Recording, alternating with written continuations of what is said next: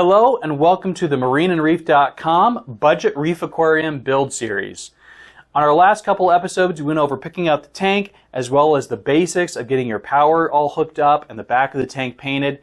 Today, we're going to talk about filtering this reef aquarium on a budget. Now, when you're picking out filtration for your aquarium, you're going to have a whole lot of options. You're going to see UV sterilizers, ozone generators, algae turf scrubbers, media reactors. There's tons and tons of options. So the first thing you want to do is, if you're on a budget, you really want to go basic. And the basics are going to be a very good protein skimmer and just some kind of essential filter that lets you run some media and filter out the particulates in the water. Now, when you're picking that out, you got a few options as well. You can go with a sump style filter underneath the tank where we would drill out this aquarium or put a hang on overflow box and then run hoses down there. That's going to be pretty complicated as well as a bit expensive, so we ruled that out for our budget series just because we're trying to keep the cost down, and a lot of people on a budget are beginners who get intimidated with a lot of that plumbing. The other option you could do is you could do a hang on the back, which would be things like a hang on power filter, a hang on protein skimmer.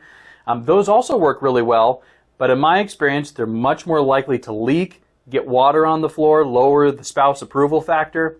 So what we've gone with is an internal filtration with this Tunzi Reef Pack 250. My personal opinion is that a lot more people should consider these because they're very affordable.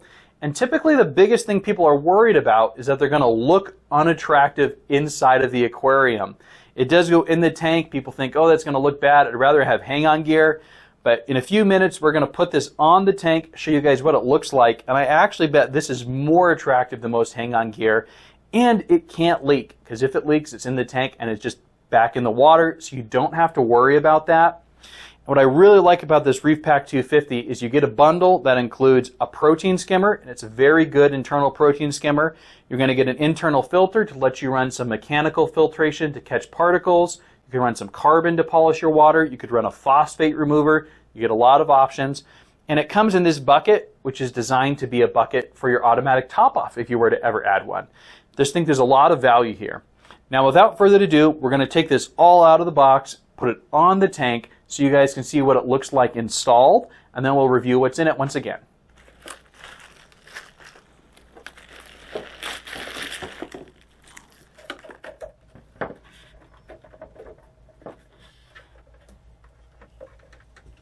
All right, so we have our Comline Reef Pack installed now, and just so you guys can see, with the black background and these guys in here, it really blends in really well. It actually looks kind of similar to an overflow box that may be in a drilled aquarium. And because everything's inside, we don't have to worry about any leaks. With this Reef Pack kit, you're going to get a protein skimmer. This protein skimmer is probably my favorite internal protein skimmer I've used. It has a surface skimming intake to make sure the surface of the aquarium is clean, as does the filter. The cup is very easily removed with one hand and replaced very easily. The adjustment is along the back. It's a little wheel that you can roll to control the airflow for the skimmer. And overall, it's just very simple and straightforward. It also comes with this Comline filter, and there's a couple things about this filter I really like.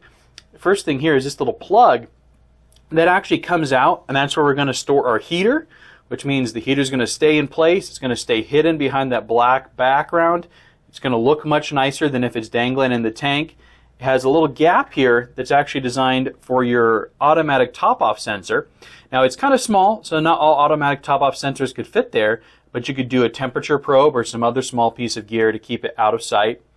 To clean it, you simply open up the top, and it comes with a coarse sponge and some filter floss. But you could easily customize that with some filter carbon, some biomedia, some phosphate remover, or whatever else you wanted. This is just going to allow us to have a wide variety of filtration inside of the aquarium and just easily get some water polishing so that things look better. Another thing I'll mention that may be kind of hard to see is there is a water inlet down below too. So it's going to skim from the top as well as suck in some water from the bottom.